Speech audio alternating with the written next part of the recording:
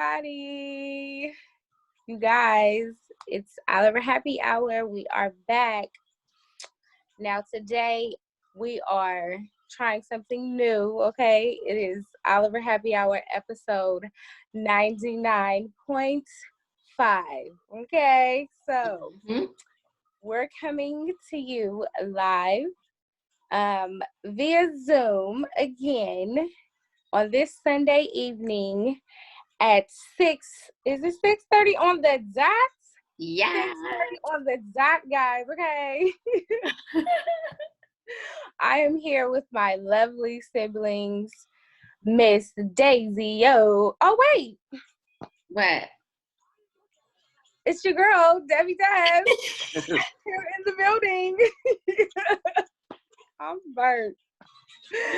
Yes, okay. And Daisy, always ready for the show. And my lovely brother, Darren. Hello, everyone. So nice. You gotta say it twice, okay? Okay, so we were just listening to Ricky Dillard. Darren, why did you put the clap sign? She's trying some new effects, okay, via Zoom. You see the clapping, okay? So it's Sunday, so we had to bring y'all in, with a good choir, song. That was Ricky Dillard, More Abundantly Medley.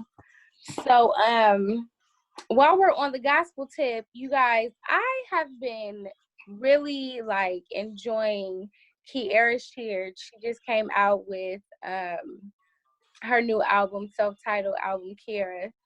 Oh my gosh, you guys, it's been a blessing. What's your favorite track off of it? My favorite track is We're listening to Better, by the way. Okay. That's one song. That's one song I really like. I really like I Choose You. She does a lot of songs. A lot of her songs that are on the album are live. So I really enjoy that because, you get to hear the rawness of her voice, how the, Holy Spirit takes over her. And the band, oh my gosh, the band is amazing. They're so bomb. She even goes back, it's R&B kind of. It kind of sounds R&B-ish, but I just love it. Y'all just gotta listen to it. Well, let's listen to So Into You live, featuring Jacob Sheard off of Kierra Sheard's album Kierra.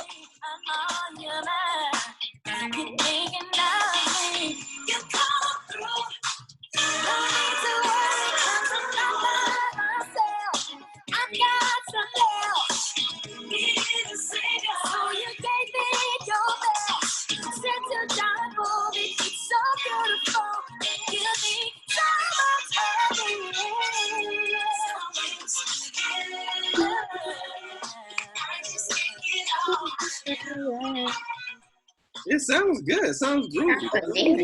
Hey, it's a real she take you there. It's really good. Love it. So wait, we didn't say what day it was. We're already in May. It's yes, 3rd, sorry. guys. It's May 3rd, guys. Your birthday month, Devin.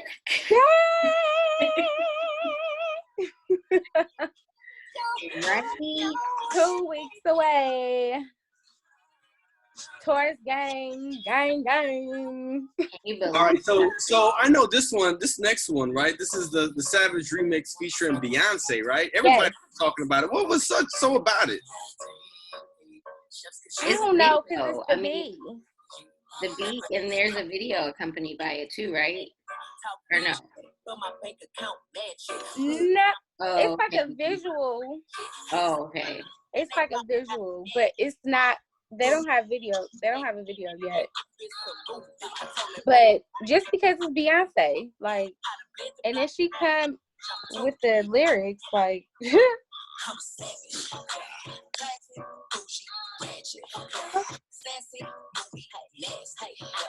Acting stupid, what was happening? I'm a savage.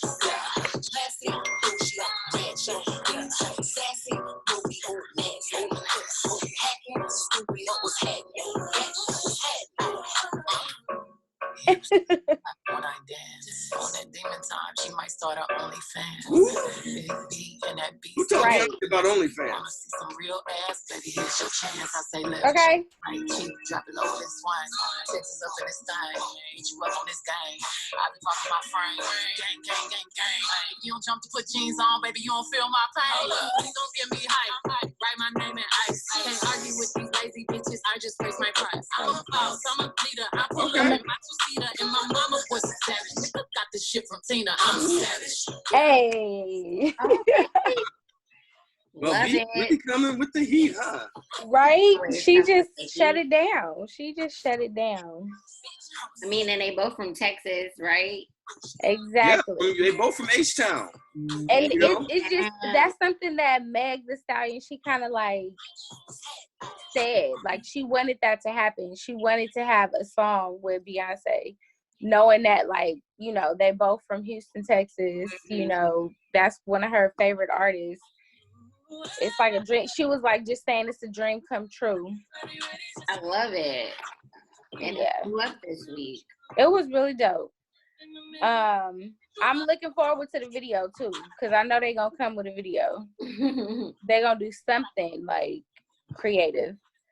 But okay, so you guys, moving on, Drake, he dropped a mixtape.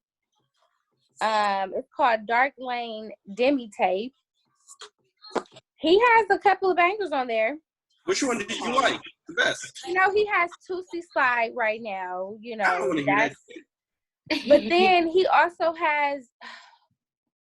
Dang, I forgot. You know, I listened to this album the other day, and let's see, not You Too featuring Chris Brown. Was that one of your favorite tracks, Devin? I know you like Chris Brown. That's one of them. But it's another one. It's a real moody vibe that he's got going. A real dark. Yeah, it is. Slow. Oh, okay. You know, very lo-fi. Very lo-fi. That's what's in style right now with everybody being inside. You know, everybody's into lo-fi music right now. Right, right. And if we could describe what lo-fi music is, it's a slow down beat, you know, kind of more vocals, you know, kind of stretching over, you know, much more slower. Think Kid Cudi. Oh, okay, great. Kid Cudi vibes, you know. That makes sense now. Sounds like that. How do you guys hear it? Does it sound okay? Sounds good. Yeah, sounds good. So this one again is not You Too featuring Chris Brown. Oh, save it. Don't waste your time, cause I'm wavy. I'm saying things that I don't. Like you can get high to it. Right. I was like, it's gonna make me go to sleep. But you can get high to it. Man. This one's called Pain 1993. What? What happened? he disappeared. I don't know what happened. Oh, I think that because your video dropped. Oh. Oh. I was like, wait, what? Right, so this was Pain 1993 featuring Playboi Carti. And this again is off of Drake's new Dark Lane demo tapes. Hey, niggas ain't gotta respect. Niggas just gotta accept. I put that top left. I love my Cardi to death. Hype Williams, Lil X. If you don't say it direct, give a fuck. I like the one with Future in it too. Even though I don't really like Future as an artist, that one, I don't know, I like it. That one's called Desires. Which one? Desires or the one with Yeah. Okay, so Desires. Desires. All right.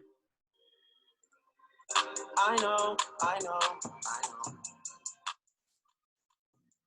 You got desires. You got that fire. And I'm not a liar.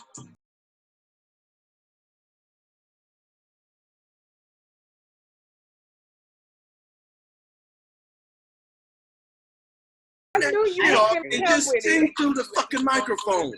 I agree. How about I see your future when you turn that shit off? Huh? I knew he was gonna go off, child. I don't like Future. I don't like. Maybe it's because I always got respect for Sierra, and he did her wrong, and he did her very wrong. But she living her best life, about to have another baby with Russell. Exactly. She ain't worried about him. And I agree with you, Darren, because I can never understand what he's saying ever. People act like he's such a great rapper. Like, he's not.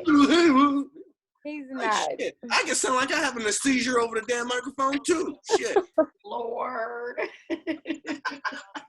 Why, Darren? Why? It's okay. Well, anyway, let's move on from Drake and into this new single from Victoria Monét. We've played her before. Your girl, Victoria. Her new single, Dive. Kind of has flowery vibes to it. Very flowery. You're saying everything I like.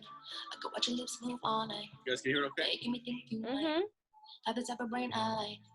Promise I'ma make it rain for you. Something like an ocean wave on you. If you let me open up to you, kiss below the line. I wanna see what your head ain't like.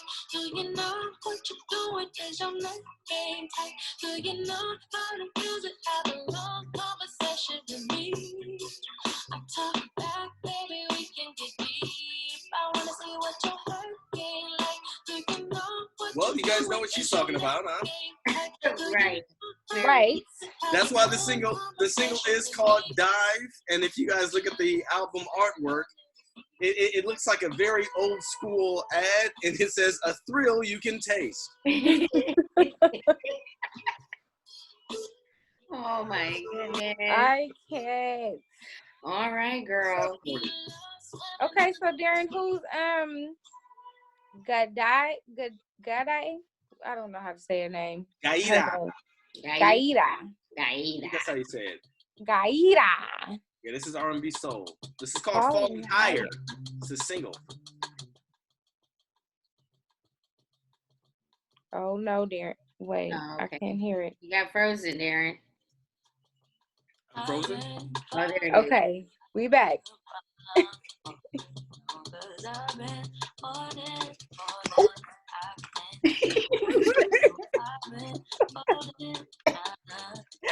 over here talking about Darren.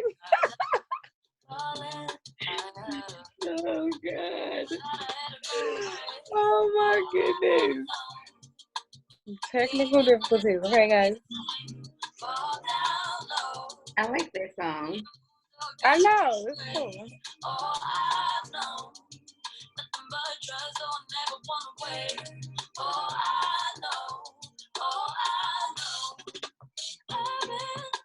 There's like an undertone of like Jamaica. Right. It's that Yes. Yes. Conga drums or something. The conga drums. Mm-hmm. All right, so that's Gaidaa, Falling Higher. So check it out. And for the last one, this is Mahalia. This is from her EP Isolation Tapes, and this one's called BRB. And she was saying that she was writing this as she was traveling from LA to abroad, and she was thinking about her man. Oh. It's called BRB. I'm working on my music, but today I'm upset. Yeah, I really miss you, baby. I don't mind if you had enough of this lonely life. Baby, sometimes I feel it too. I don't mind if you tired of the days when you don't get to FaceTime. Most of my life is split between you and a red eye. I know you never asked so much, but we're together. Darren, if you could choose like all these artists, what Spotify channel would you put them on? Because it sounds like they sound very similar. Yeah, I mean, I feel like I kind of go after the same kind of music usually. It's R&B soul though, right? Yeah, all of this is R&B soul. This is new R&B soul. Remember years ago when we first started the podcast in the early episodes, I kept telling you guys that if we don't do anything, that white people were going to take over R&B and turn it into rock and roll. And I feel like people listen. listeners out there, you guys went back to your guitars, your keytars, your bongos and congos, and you guys start making this beautiful R&B music. And you know, hey, white people have been making beautiful R&B music as well. So I think it's really been invigorating to see how the resurgence of R&B has come lately. Right. Yeah. Wow, we weren't getting any good R&B music, you know. That's true. I know for a minute we wasn't, but it's coming back though. A good 4 or 5 years, you know, it wasn't anything good coming out. Right. You know, because at the time, you know, like Rihanna and Beyonce, they were leaving R&B. They weren't doing R&B music anymore. It's more what they call R&B contemporary. You know, it's different. You know, it's not even like New Jack Swing where it's like, okay, it's just a hip hop beat over it. It's like, it's different. You know, because Beyonce doesn't really sing ballads anymore. You know, when's the last time you sing a song like Dangerously in Love Too? Right. You know, a ballad, not no Love on Top or anything like that. I'm talking about like an actual ballad where it's like, you know, you have she hasn't in a while. She's moving with what's popping right now. Like, I mean, that's what she has to do to stay current. Right. I mean, that's what Nicki Minaj did. Like most artists end up going to pop music at some point, and then you see that they go back to their original, like, music, because Nicki Minaj is trying to be more hip hop, you know, gutter. Right, exactly. So it's just, I mean, Beyonce is bound to start doing ballads again, because that's just like, I feel like that's her, you know, the Halo song, like that whole Beyonce. What was it? The Beyonce 4? It was like 2 sides. Yeah. It was 4. That was like the 4th album. Yeah, 4. And Halo was. Would you count that as a ballad? I mean, I guess because it was. Yeah, I guess you could count. How does it go again? I don't know how it goes again. I forgot. Halo. Let me see your Halo. You want me to play it? Halo. Wait, I don't know. I got Love on Top in your mind, huh? Yes. Nobody remembers the ballads. Halo. I felt. It's the risk that I'm taking. All right. I ain't never gonna shut you out. Yeah, because she could turn this into a ballad at the concert. And actually, this wasn't 4. This was actually before that. This was just this was I Am Sasha Fierce. See? Yeah, this was even before that. Before 4. It was. Right. That is true. So, but I mean, yeah. So, like I said, I mean, we got some good stuff out here. I mean, there's even stuff that I wasn't able to play because we wanted to kind of keep it short. But I mean, there's this other guy named Jael who has this kind of song. But this is different, you know. This is contemporary R&B. You just gotta let me know when you feel like coming down. So a little bit slowed down, but you can see even a progression of R&B as you hear stuff like this. Right. All right. So just give me 1 second while I try to find the next song. Well, Devin, what was the next song? No, we don't have another song. Oh, but Darren, what? I forgot to mention Brandy. She came out with a new single too. Oh, really? What do you want? You want to play? It's called Baby Mama. See somebody, Baby Mama? Yes, of course, because she has a daughter, Darren. Yeah, her daughter is a teenager. Her daughter is a singer too. She got a song out too. Oh, is that with her? Is that her in this song? Is it Sarai or something? Because on the cover art it shows Brandy, Chance the Rapper, who's featured, and then it's a little. Yeah, her daughter. Mm-hmm. Okay. So this is Baby Mama featuring Chance the Rapper. And a mother in my life, put God on my life. I be up in my comments and I scroll through. I be up in. You can do it quite like I can. I think that's her on it too. Yeah, cause it gon' be alright. Baby mama, I ain't with the drama, not the baby mama. Ain't depending on you, mama, baby mama. Baby mama, baby mama. Okay. I don't really like the term baby mama because it's derogatory. I prefer the word or the words mother of my children. Give respect to the woman who birthed your kids. They should not be relegated to just a baby mama. Like that is their only significance. Come on, Darren. That they have just conceived your tiny organism. What about baby daddy? Because have you guys been seeing those videos on TikTok with that's just my baby daddy? And people playing that baby daddy song. And the same thing. That's just my baby. Yes. That's just my baby. That's all he is just your baby daddy. He's not a man of integrity. Oh my God. But that's what the TikTok video was about. I can go on and on. It's supposed to be about, I guess I see what you mean. Because it didn't really make sense. The song is like, that's just my baby daddy, but then they were showing these really amazing men. For real. They were. Maybe they're not amazing. Maybe that's why. Oh, Lord. Anyway. No. Well, that's new music for you guys. That's new music, guys. All right. Ha, ha, ha, ha, ha. I can't hear it. What's poppin'? What's poppin'? What's poppin'? What's poppin'? What's poppin'? What's poppin'? What's poppin'? What's poppin'? What's poppin'? I don't know if we were on beat, Devin. I don't know if we were on beat either because it's so hard. It's so hard to get on beat because the stuff isn't sync. The music isn't sync. Let's hope that I was on beat just a little bit. You know, but what's poppin', Devin? What is poppin', y'all? Okay, so BET a couple weeks ago, mind you, we took a break last week.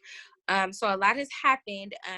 Last Monday, I believe, BET, they held an SOS COVID-19 special with a whole lot of performances, y'all. They were like really, it was a virtual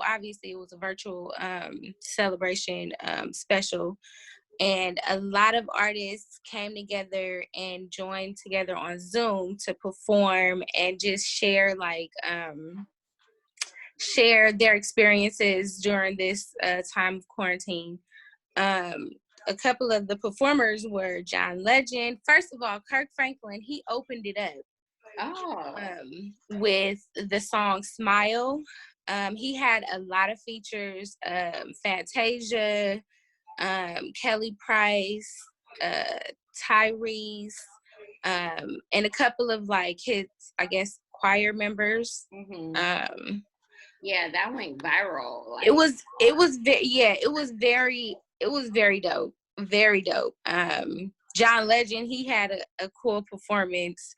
And Usher, he even like had dancers, like it was so cute. Dancers in his house. Yeah, no, they were like going back and forth from Zoom call to to the different people or whatever, but they were dancing like in their homes, doing routines, full out routines and everything. Like it was so dope. That's funny. Also D Smoke and his brother Sir, as well as his other brother, Davion, they all performed with Tiffany Gouche. That's their cousin. And then Jhene and Her, they performed one of Jhene's songs. I forgot the song that she performed, but it was really a dope special. That's amazing. I didn't even see it. I'm gonna have to see if it's like something I can see online or something. Hopefully you can. Or yeah, well, we're listening to Kirk Franklin, Kelly Price, Fantasia, Tyrese with the I Smile performance. Is what we're listening to now. They did a really good job considering they were all just recording video. The whole performance was like a good 5-6 minutes. Yeah, 7 minutes and 42 seconds. See? Yeah, they did good. You know, Fantasia could always take it and was just... It sounds good too. The sound quality was just like on point. It does. Yeah.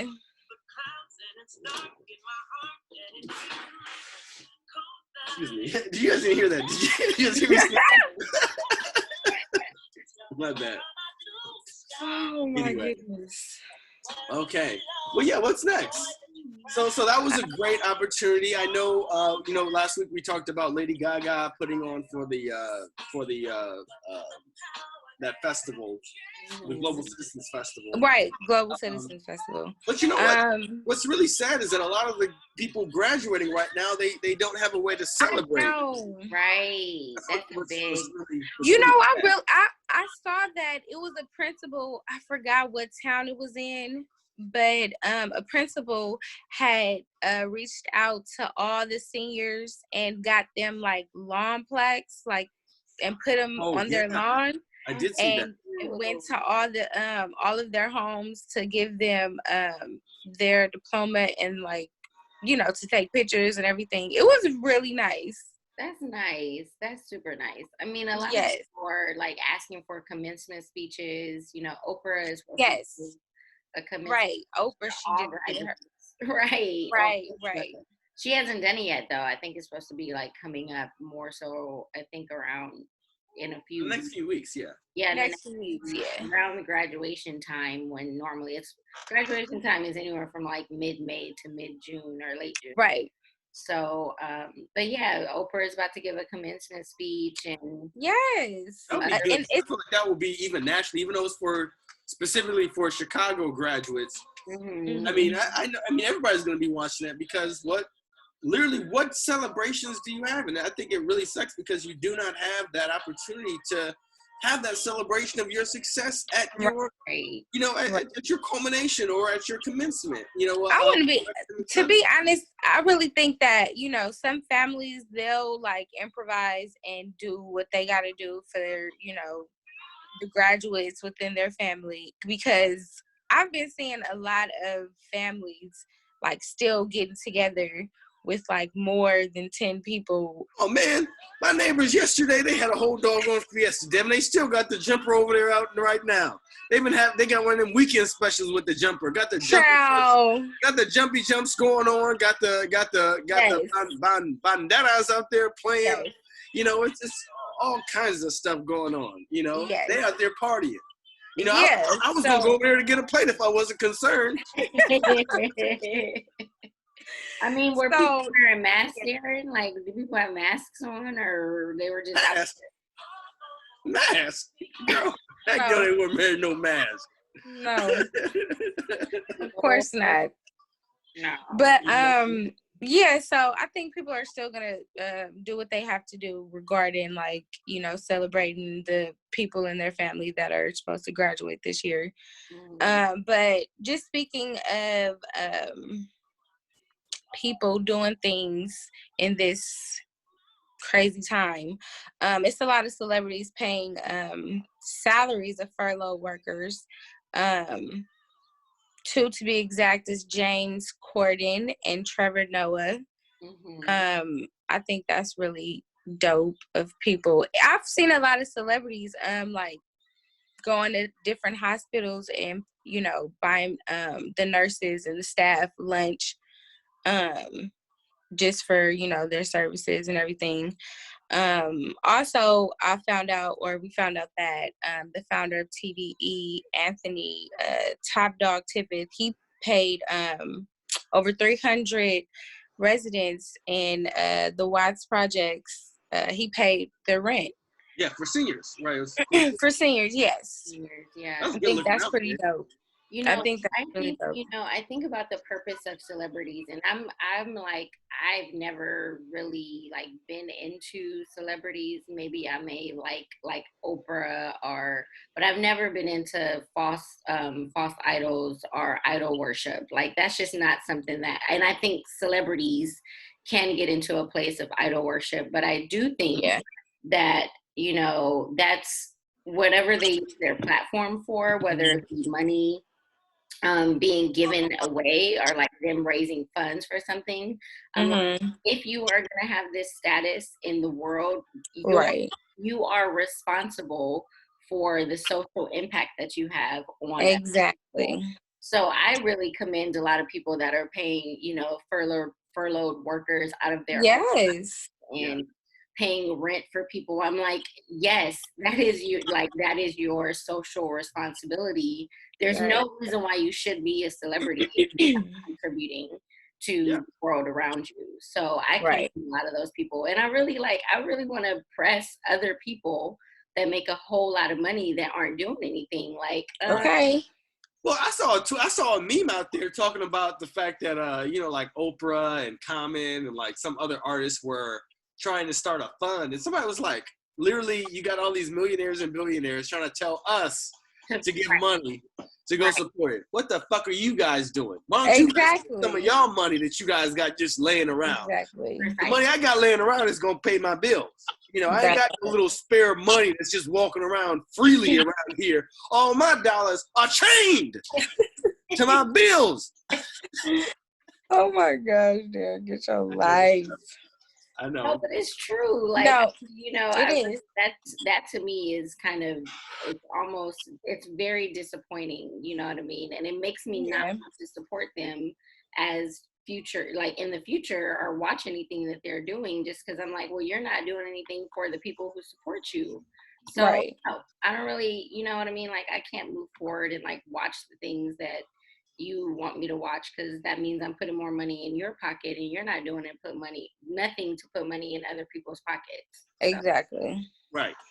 Like, what are you actually doing to support this effort? What portion are you giving up? Right. And I mean, it is a lot. It is a lot of people that are in the giving spirit. I will say, like, just going down my timeline on social media, like, I've been seeing like people giving away food, people giving money, donations. Like, I know Cardi B, like, she teamed up with Fashion Nova and was giving away like $1,000 to people.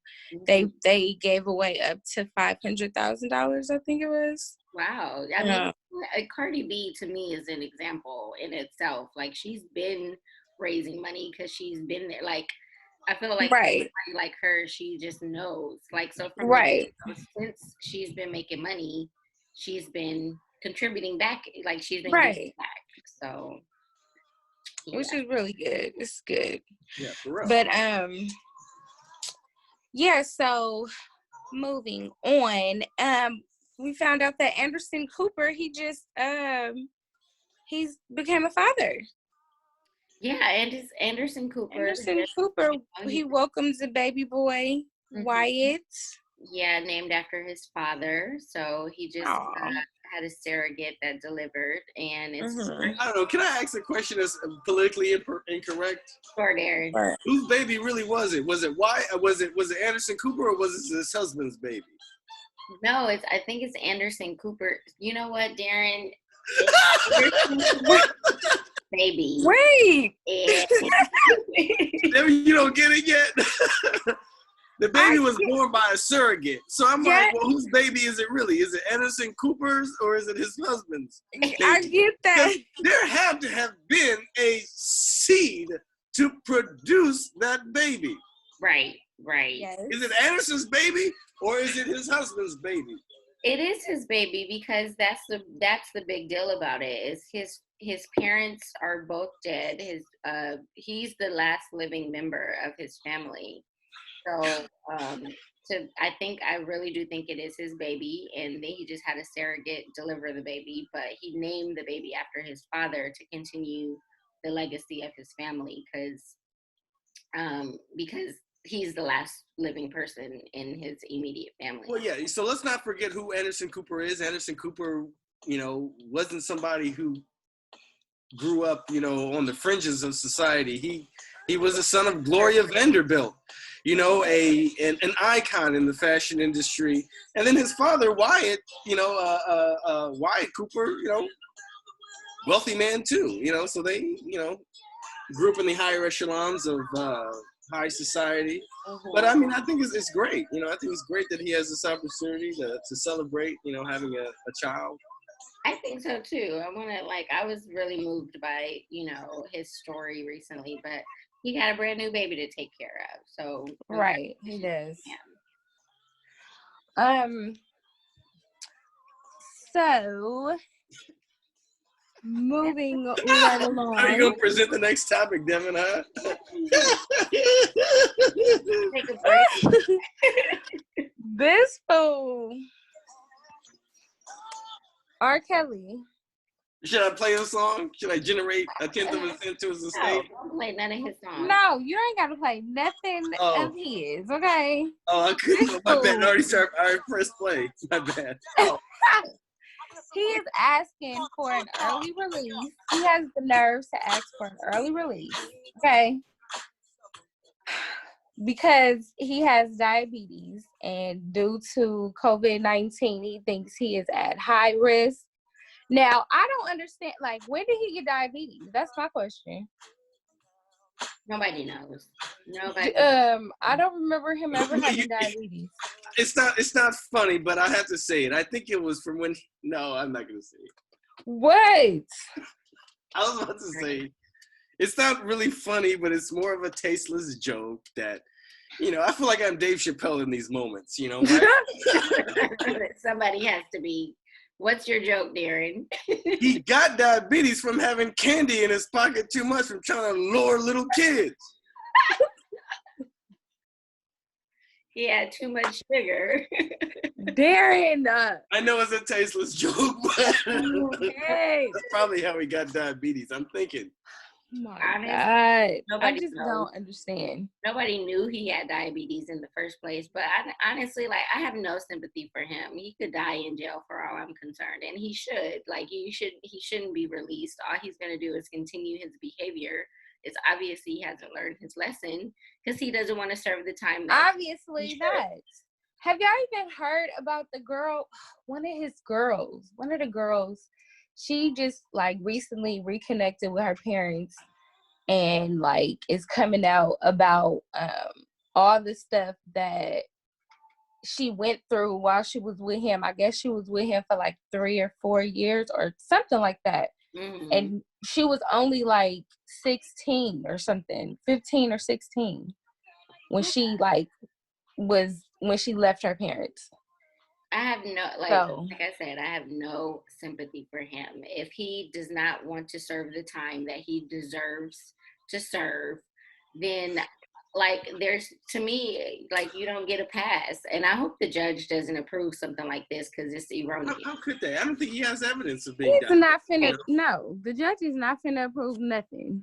Hey, you would have had to have extensive some kind of significant health history. Right. Hey, your ass in jail. Don't nobody exactly in there or not. Just get off the streets, you pedophile. Burnt out. Okay, so y'all, TikTok been blowing up. Okay, it's just been everybody's pastime. You know, they've been doing these videos, mostly of, like, people just, like, reenacting scenes or, you know, doing videos or dance challenges. But this TikTok new sensation, Tabitha Brown, she's an actress. She's an actress, but she just signed with the CAA. But she freaking went viral from making carrot bacon videos. Like, how do you make carrot bacon? She will show you how to make carrot bacon. No, when I say, Darren, the carrot bacon, when I say it looks so fire, it looks so good. Like, I don't give a damn how it tastes. I'll eat something that look like dog shit if it tastes good. You know, how does it taste? You know, how can you fool me by telling me that this is the prize pig, the best piece of the pork, and you tell me that this ain't nothing but a damn carrot? Well, it's for vegans, Darren. Those people who do not eat meat whatsoever. But don't eat meat though. Why the hell you gotta fake it like it's bacon? Because like, some people miss you know what? As somebody who does not eat bacon anymore, I can tell I'm about to try this woman's. Go and get married and tell her to try freaking bacon, because I think she put, like, brown sugar on them or something. Like, the seasonings, like, she makes the seasonings, like, taste like what it, like, she's trying to make. Right, and that's the trick though. Like she's making vegan food that's flavorful because a lot of vegan food for a vegetarian is not very flavorful. So Child, I figured out like a lot of flavor. I learned a new ingredient, liquid aminos or something. She always uses that. I don't even know what she uses it for, but I think it's the meaty taste or something. Oh, okay. Amino acids. Probably amino acids are in certain kinds of meats. So maybe it's like an extract or something that she has. Or it's like that. Right. So she uses that in mostly all her stuff that she makes. Like she's got millions of followers off of millions. Okay, that one Carrie Bacon video has. I think what makes her so interesting is like how she be doing it. Like her video, she has an accent, a southern accent. She said like what she says, like she just sounds so cute, like interesting. She's dope though. That's cool. Well, congratulations to Tabitha. You guys check her out. I'm about to try this Carrie Bacon and tell you guys how it, girl. I really want to try it. I really want to try it too, but I don't feel like making it. So we're going to try it, but I don't know. I just can't be deceived into thinking that a carrot is a bacon. You know, if I wanted to eat bacon, then I would heat up my frying pan. Gosh, Darren. I would pull out my strip of bacon. And I'd you know what, Darren? fry it real good till it's crispy on one side. Then I'd bacon flip it on over. Oh my God. And then I'd take the grease just like Khalees did in her video, Milkshake. And I'd get me a little salsa or something to save the grease. Just in case I needed another day. Get him. Shut up, Darren. You are foolish. I can't. I'd get me an old country crock container. Oh my God. And I put on the grease and not until I need it for another day. I cannot. I'm saving money. Who needs Crisco when you got breaking grease? Shut up. What is wrong with you? Somebody get him, Lord. Somebody, please. When you got breaking grease. Oh, God, Darren. You so silly. Oh. No, but Darren, it's just a substitute for those people who cannot freaking eat bacon anymore. He knows that, Devin. He's just wanted to go on his rant. Get into the TV show. Okay. Hilarious meeting. Okay. Shows. Okay. Did you say something about AMC? Yes. Oh, AMC declares war on Universal Pictures. Yeah, I wanted to talk about this while we talk about TV shows because this came out this past week where Universal announced that they will be releasing digital videos because Trolls World Tour did so well. It like superseded their expectations that they were going to release in theaters. So the president or CEO of Universal came out and said, hey, we're going to start to do both now. Moving forward, we'll release the videos in the digital format and do theaters. Well, AMC was like, that's not the agreement. As a theater, you know, AMC has thousands of theaters around the world. So they were just like, nope, that's not going to happen. If you decide to move forward with digital releases before having the period of time in theaters, which is normally like 6 months, then we're going to pull all of Universal movies. So the CEO of AMC responded to Universal's president and was like, well, guess we won't be showing any more of Universal's movies moving forward if you guys decide to. They're like, nope, we're not doing it. No more. You know, so I wonder if it's going to filter up to, because Universal Pictures is owned by Comcast, if I'm not mistaken, right? NBC. Yeah, NBC. Owned by Comcast. Yeah. I wonder how they're going to respond to that, because AMC Theaters is a big movie chain, but I also heard that they were almost going to go out of business. bankrupt. Yeah. Yeah, well, that's why AMC responded in that way, because they were like, well, we're already losing millions of dollars in revenue. Right. Now you guys decide to do this. Well, I guess we won't be showing any of Universal's movies moving forward because we won't be able to afford it, pretty much. So yeah, we'll see how they respond or how this shapes out. But it turned out into an all-out like war, open letter war between the two companies, and we don't see any more Universal movies in theaters. That's why, that's the reason why. Sucks their loss. It is what it is. So yeah, I mean, it's really going to be interesting just to see how they begin to reopen the movie theaters and other places like that where you are spending a lot of time around other people in real close proximity. And what if you're in a comedy? You saw that movie, was it Outbreak with Dustin Hoffman, where that sick-ass guy was up there coughing and shit. And they're looking at a comedy, and everybody's up over here laughing their ass off. And this guy is just coughing his ass off. And people are laughing, and the little microbes are entering into their mouth and through their nostrils because they're over here hee-hawing and shit. Oh, no. Like... yeah. Concern. Huh? Was that Outbreak? Was that the movie? Yeah, I think it was Outbreak with Dustin Hoffman, right? I don't know. Yeah, I think with Dustin Hoffman. It was a movie. And literally the opening scene was... this guy who was sick with a virus, and he was at a movie theater, and he's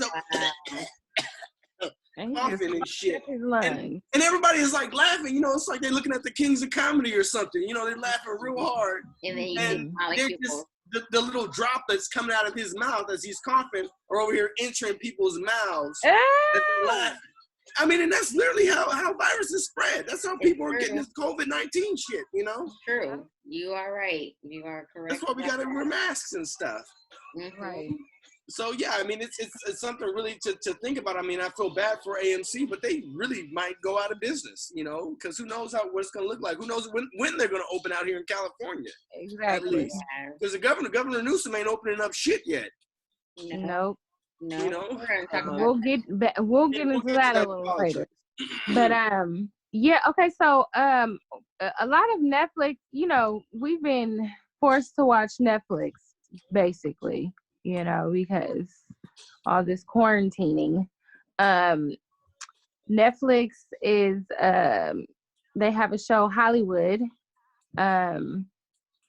It's like based in the 40s, 50s era? Like the 1920s or 30s. It's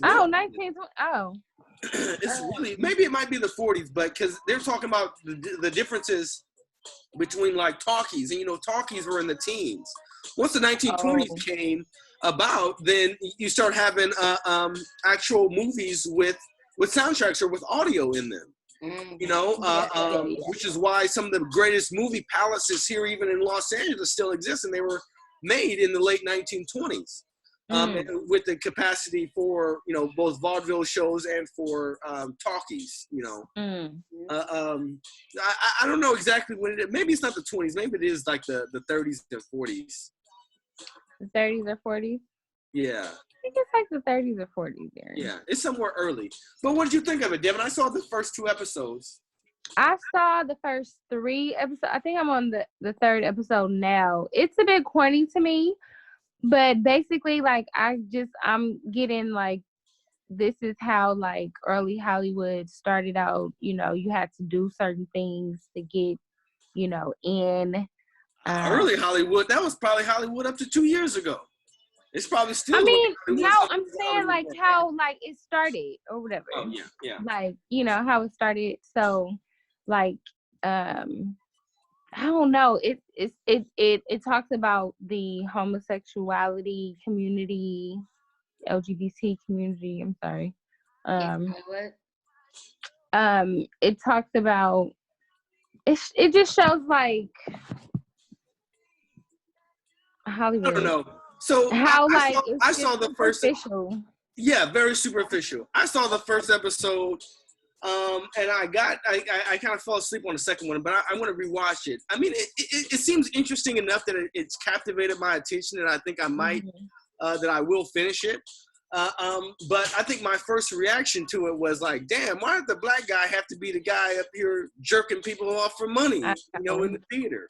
Mm-hmm. I don't know. I feel like it's always like black people. That one black guy. Well, no, it's not just the one black guy. It's black people in general are always over-sexualized. Like we're the ones who are the freaks out there. We're the ones who are, name the price and we'll do it. Right. And to me, sometimes I'm like, well, I don't know. I feel some type of way when I see stuff like that because it does portray us a certain kind of way. Because it's both sides too, Darren, though, because it's men out there that do it, but I don't know. If you look at black sex workers out there, black sex workers make less than what their white counterparts make. Yeah. So I don't know. That's what goes through my mind in terms of even when I saw that. So at first it made me a little bit like okay, like the one black guy that they have in here, he has to be typecast like this, like over sexualized, right? Right. But I only saw the first episode, so I don't know what else the series will hold. Yeah, get into it. Watch a couple more episodes. Also, Black as Fuck, that came out a couple weeks ago. What do you think of it? There's a lot of mixed reviews. It was a lot of mixed reviews. A lot of people were saying it was bad, or it was depicting the black family in the wrong light. I don't know. I wouldn't say so much as that. Now, where it was boring for me. Like, and I'm not gonna finish it. I watched 2 episodes of it, and it was boring because I watch Blackish. I watch it regularly, and the guy who created Black AF is the creator, Kenya Barris, of Blackish. He's the showrunner, right? He's the creator and showrunner of Blackish. So to me, it's literally the same. It's the same. It's the same. Yeah. Story. Yeah. Like literally, Kenya Barris is Andre or Anthony Anderson's character in Blackish, and he kind of goes on the same tropes. And to me, it was like, nigga, you wrote this. Like, you already wrote this script before. It sounds way too familiar. I feel like if you don't watch Blackish and you looked at Black AF, then you'll be like, oh, okay, I get it. But if you watch that's me. To me, it's like, okay, well, to me, it seems repetitive. So I'm not going to finish it. Yeah. Much respect to him, but, I'm like, come up with something else that's original. Yeah. Honestly, like, I didn't have a desire. I don't watch Blackish. I don't watch Mixedish. I don't watch Black. Grownish.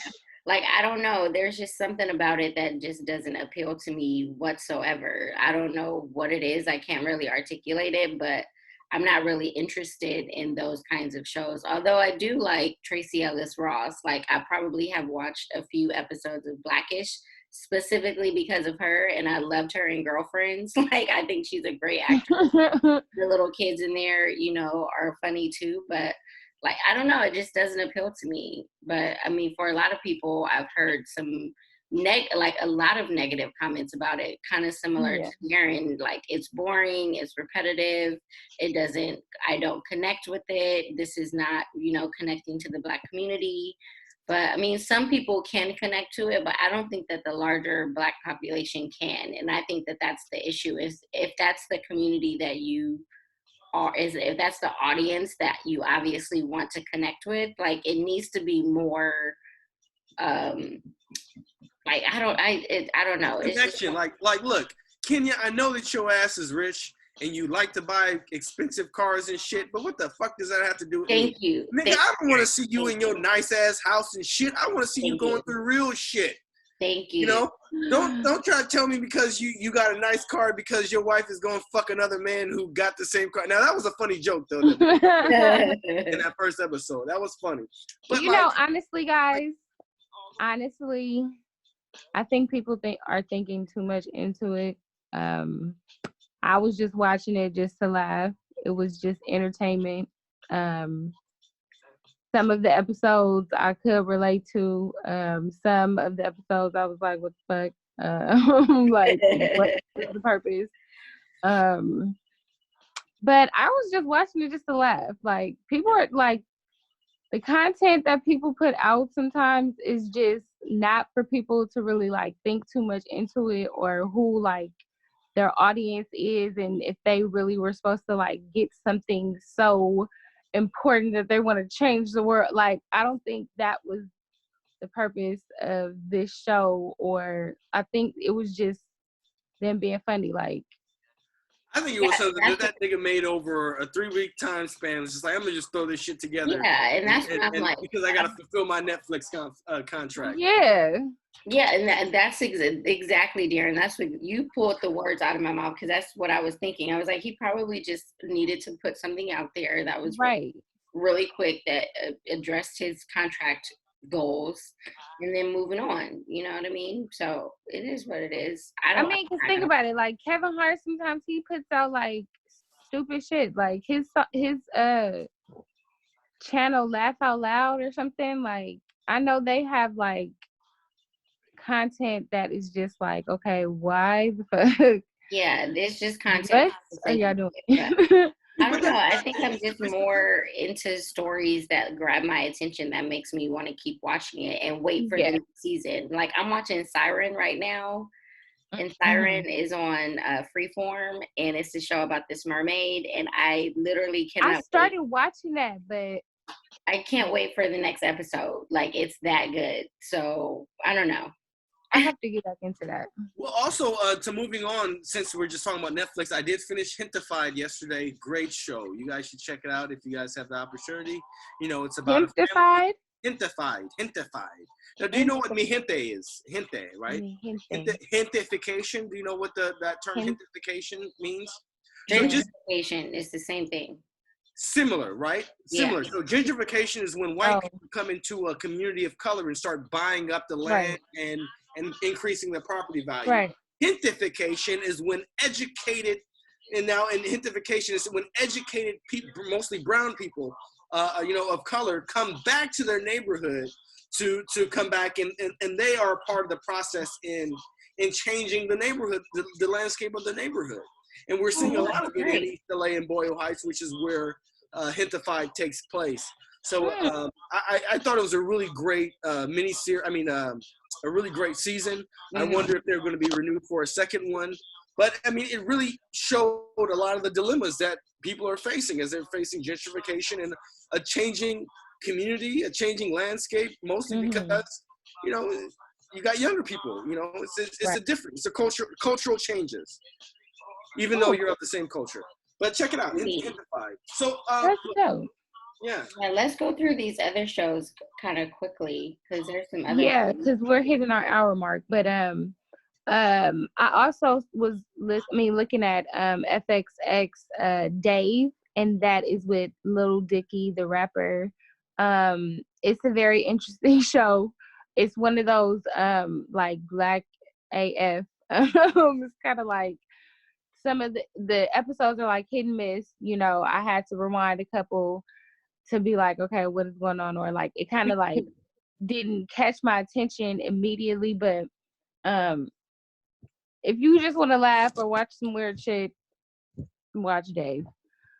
HBO's Becky. Who watched that? Daisy, did you watch it, Darren? That was me. So I watched Becky, and it's an interesting show. It's a new one on HBO. It kind of is reminiscent of Kids. If you guys remember was that Larry Kramer who did that? Maybe not Larry Kramer, but one of those guys who did Kids back in the 90s. But it's set in New York City, and it's about these young girls who are skateboarders. So it's really kind of all over the place. I just saw the first episode last night, but it's something maybe I'm hoping it would develop, because I'm hoping that the characters will, I'm more interested in them. But check it out. It's a group of 4 women who I don't know if they're queer or not, but they're kind of like Girls. It's like an extension of the HBO show Girls. No, but they're color. It's like.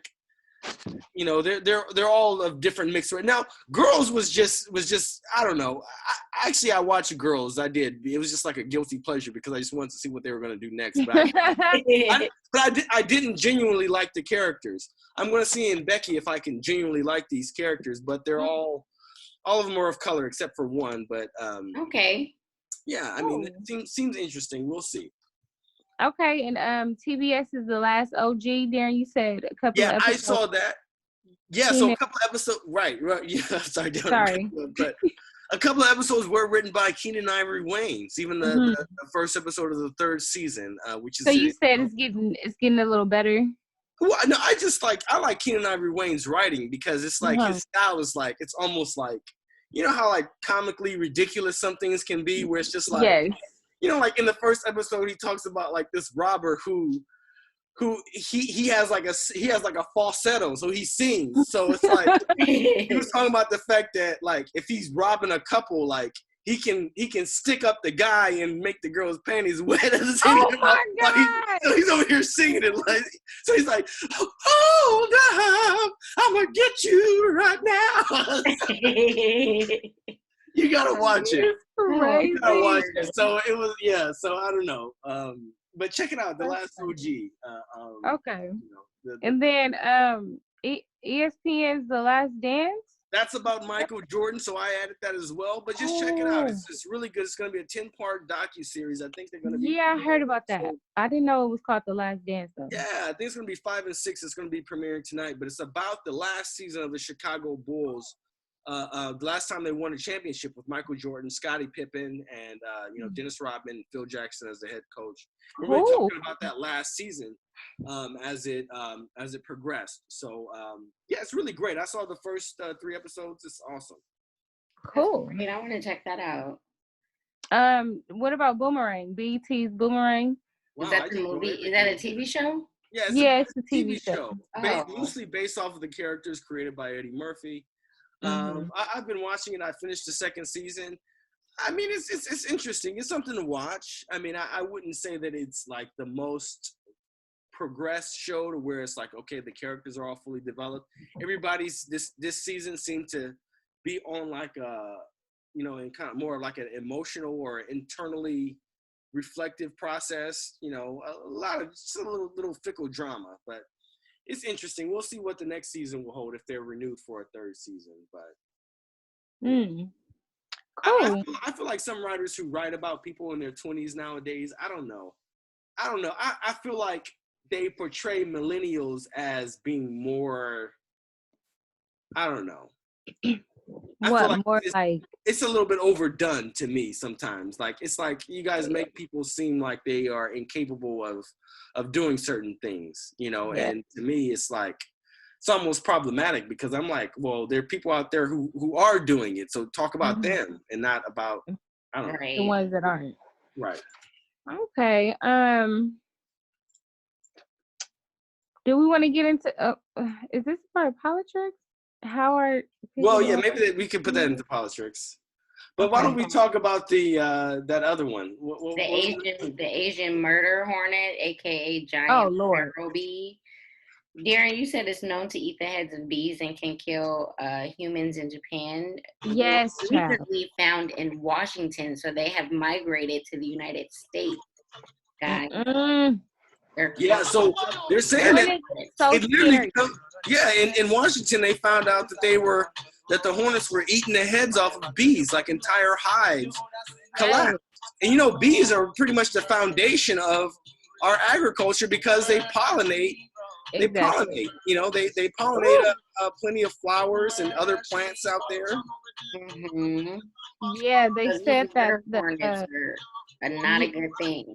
Yeah, they said that once the venom enters a body, that it could it just feels like metal is going through your veins. It feels so nasty. Painful, not nasty.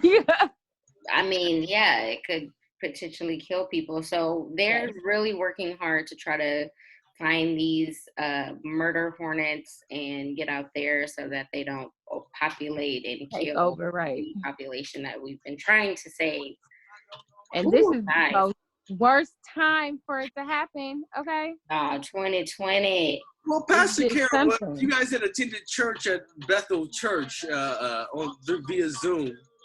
Pastor Kierra was talking about some of this and how we can even see it, that while viruses have begun to plague the world, now we are being swarmed with almost like locusts, like insects, so let's just be on the lookout. Hopefully it doesn't get bad. Yeah. Let's If just it be on the does, yeah, lookout. it could be bad. It could be really bad. I mean, it could be really bad. It could be terrible. So let's just pray that they find him and they don't spread. Right. So, Kierra, what's happening with Politricks? Devin, you're gonna. That's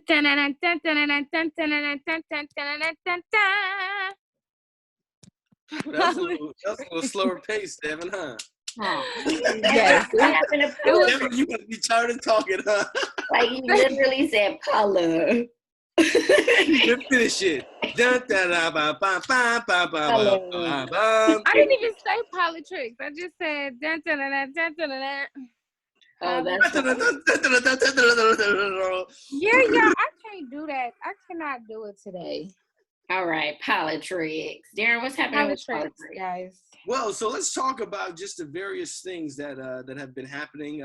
First of all, last week I know Trump, he decided to sign an executive order forcing all meat processing plants to remain open, despite many of them being closing down because, you know, the workers were getting infected. You know, you had hundreds of dozens of workers who were being infected by COVID-19, and that's why some of them were closed down. But now there is a fear that there will not be enough meat processed for us to eat.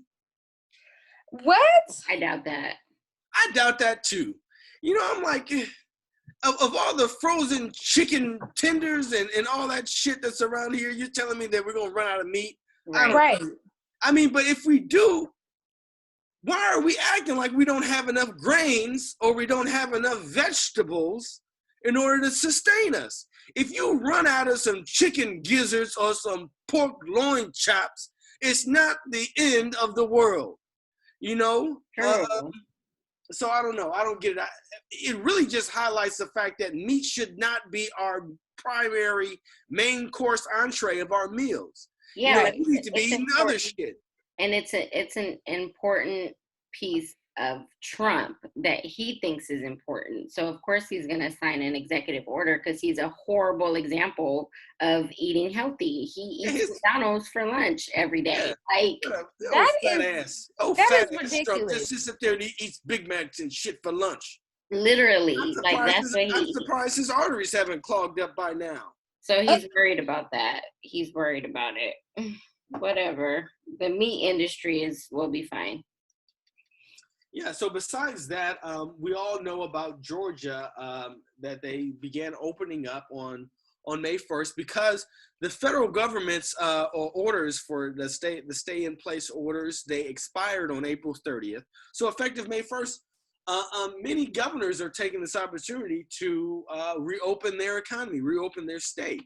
So Georgia was one of the first ones. You know, they allowed for barbershops, nail salons, hair salons, movie theaters, various places to reopen. Devin, you were saying you saw a video on, what was that, Baller Alert or something like that about people? Yeah, it was Baller Alert or something. It was a whole bunch of people in a parking lot, but the people was running, like they was running from something. And then you heard like tires screeching and I don't know if it was gunshots or if it was just like people like letting off fireworks or something. That's crazy. I don't know exactly what it was either, but you know what? It was a lot of people out there. And my biggest concern is like, if I'm going to be out there, shit, I'm going to have a mask on. If I'm going to be risking myself that much. Right. You don't see nobody with no mask on. Nobody gave a shit about wearing a mask at all. They didn't take none of that shit seriously. But you know what? Going out lately, this past week, I've been seeing a lot of people outside, and a lot of people ain't wearing no damn mask at all. Yeah. You know, and it begs the question whether or not they have a mask or whether or not they just don't give a shit. Well, I mean, I think that most people but when they're out and about, they really don't care unless they're going to grocery stores and places that require masks. Because many of our grocery stores and liquor stores even have signs of like, no mask, no service. Right. So, right. Yeah. But I mean, and there's people that are refusing, like, they're refusing people's, obviously, like, their service because they don't have masks on. Like, they have literally turned people away. Yeah, which is, I mean, should be the case. But let's also talk about the protests that have been happening. Child, they went crazy on Friday. It was May Day. They called it May Day on Friday. Who called it May Day? The news, the people that was protesting, they said that it was May Day. May Day is a historic occasion where people of labor protest or organize in order for fair labor conditions. I mean, I can understand maybe relating to people trying to go back to work, but some of these white people out here with guns and shit, you know, take your ass back home. You know, how the hell do you think you're going to intimidate the government to open back up? Because you say so. Because if it was somebody black out there, somebody brown out there with a mechanized automatic weapon like they did, they would have been shot down dead or apprehended. Yeah. You know, so white people go around with this fucking liberty that they got, thinking that they're over here trying to support their Second Amendment rights and First Amendment rights. No, you take your ass back home. You don't even have a mask over here Vector 1 and shit like that, spreading shit all over the place. You over here yelling and shit at the top of your lungs. Yeah, it was droplets out on everybody else. It was people that were saying that the reason why they were out there protesting is because like they need to they're tired of it. They've been in the house for too long. They think that Governor Newsom is just on a power trip, and he is just, you know, saying that he needs to open up. He needs to let businesses open back up. They were like, if people or if grocery stores and other businesses, essential businesses, are still open and they're practicing safety procedures, then why can't, you know, these other businesses open back up as well and practice the same safety procedures? I think that, you know, to me, it just goes back to white privilege, because they don't really care about their health. They don't care about the health of others. They're really upset because their personal rights are being controlled by the government. They don't want to be controlled. But my thing is, like, you're out here protesting. What about human rights? What about the rights of women? What about voting rights? You don't get out into the street for any of these other issues. So you know what? Yes, it's fine. Go ahead and go out there and protest and don't wear your mask. Get your ass sick. Because at this point, you have let the entire world know that you're racist. And I was looking at some videos of people actually going out there and filming these people, and they are under the premise that they're fighting for their rights to work, but really it's Trump rallies. These are real white supremacist, racist people that are out there that are doing Trump rallies. They're really supporting Trump, not necessarily their right to work, not for the right of healthcare workers or essential workers that are trying to save people. They're out there supporting Trump. And let's just be clear about that. Like, do not be mistaken about the reason why they're out there. Yeah. They're out there so that they can support Trump and that they can get their white privilege back. But guess what? White privilege is not going anywhere. Just like Darren said, if it was for any other reason, if it was Black people out there protesting for good reason, the police would have been out there making arrests, shooting people by accident, killing people. It's white people, so nothing happened to them. And that's my big issue in America, is you got these white people out here protesting, looking crazy, bringing their guns and stuff. And when Black and brown people want to make a real protest for real issues, they sure actually for the fucking permits. Right. So that's, you know, I have a whole lot to say about that. I'm not even going to go into it, but I just think, like, if you want to be out there, be out there. Get your ass sick and don't nobody care. But even the further point, and I'm just going to make this last point before we move on, since we have some other things to do and we're running out of time. But part of the reason for me why people are no longer scared of this virus that's going around is because we have found out that it is killing mostly Black people. Yeah. Most of the people dead are Black or brown, people with preconditions like diabetes and shit like that. Stuff that Black and brown people mostly have, right? So if I'm white and I no longer feel like that the virus is threatening me, of course I'm going to go out and say reopen it because I don't feel afraid anymore. Mm-hmm. Now I'm just upset because the government is forcing me not to work, and that's undemocratic or whatever the fuck these motherfuckers want to think.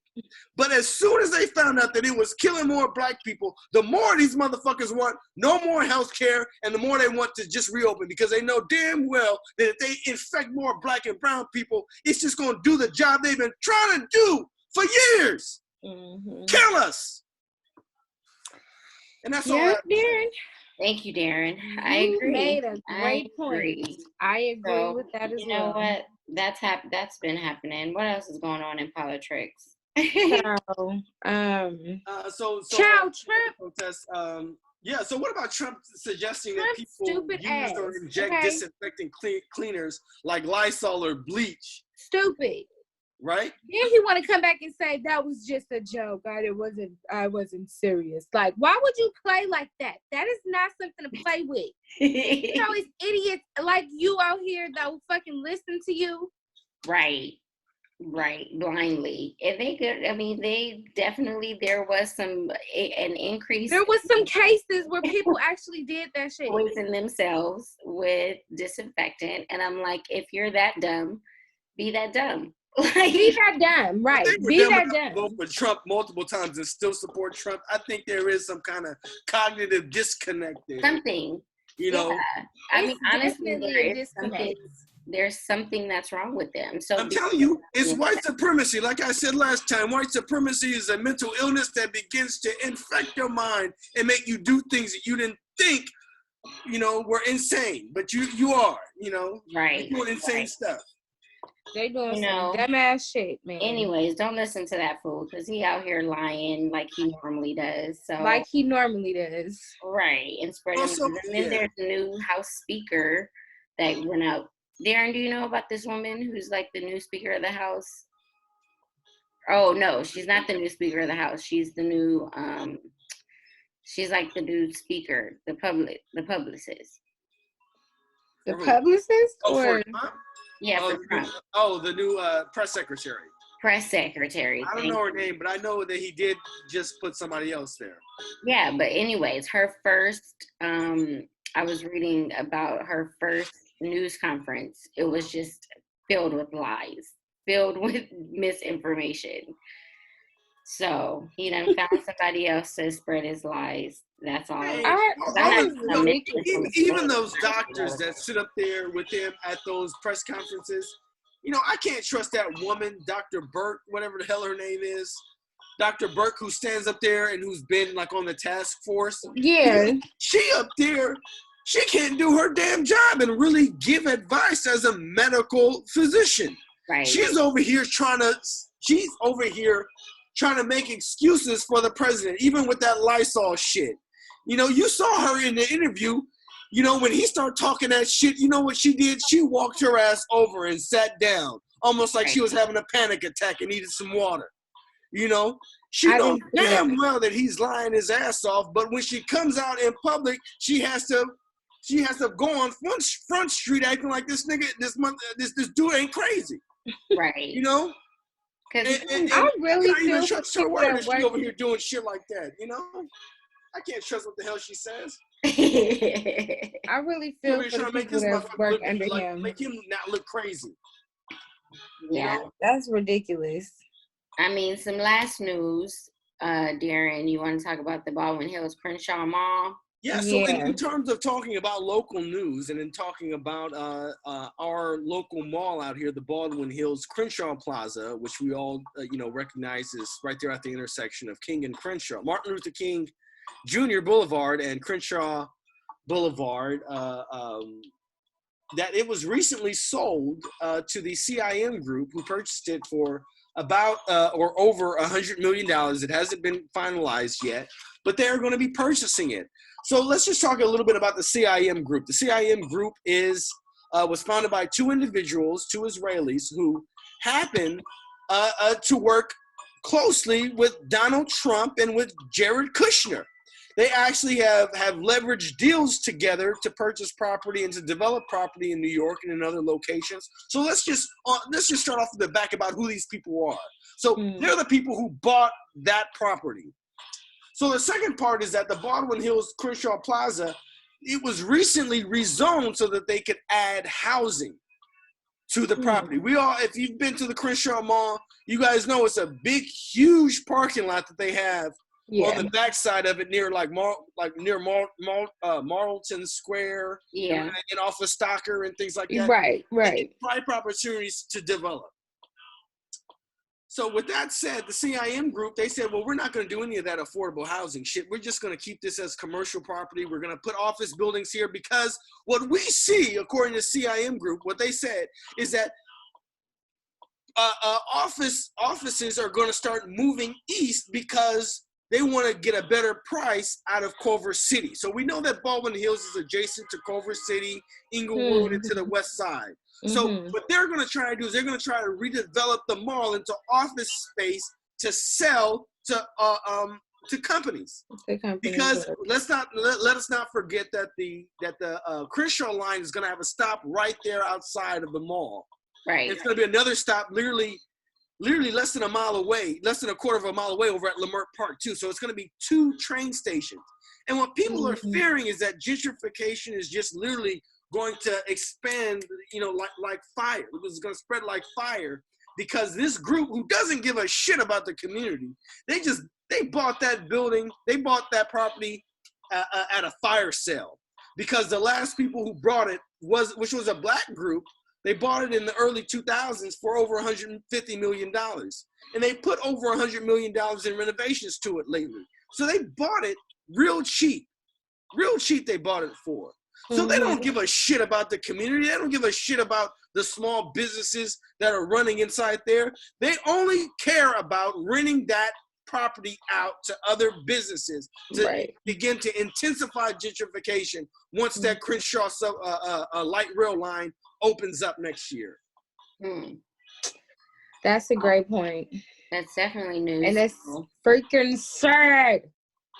It is sad. I mean, we all have been to the Crenshaw Mall and went to the movie theater there. So the movie theater was sold. I mean, the only thing that's going to be left is Macy's and IHOP, which weren't a part of the deal. Right.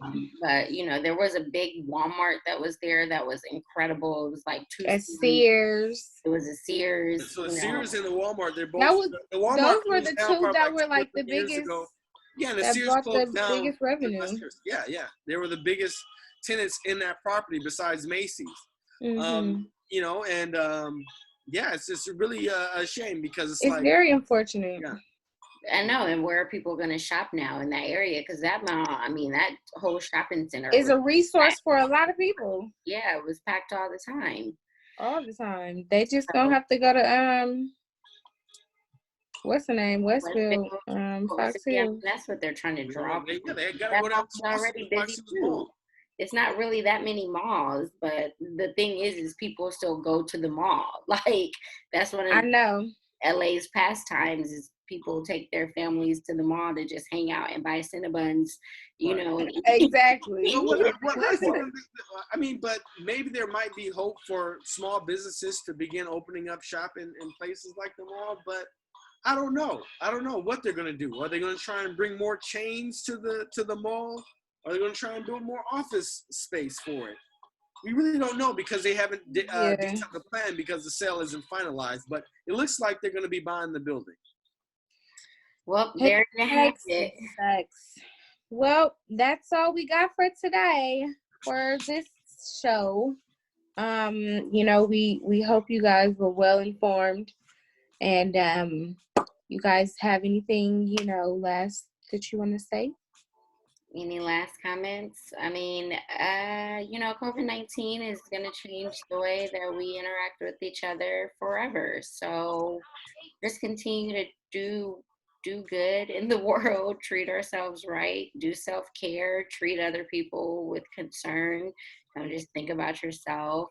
Be more mindful and get into your creativity or whatever things that you've been wanting to do. And stay positive. Great.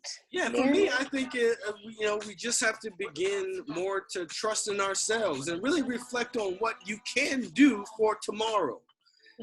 Because so many times we begin to weigh ourselves down with the burdens of today without planning ahead for tomorrow.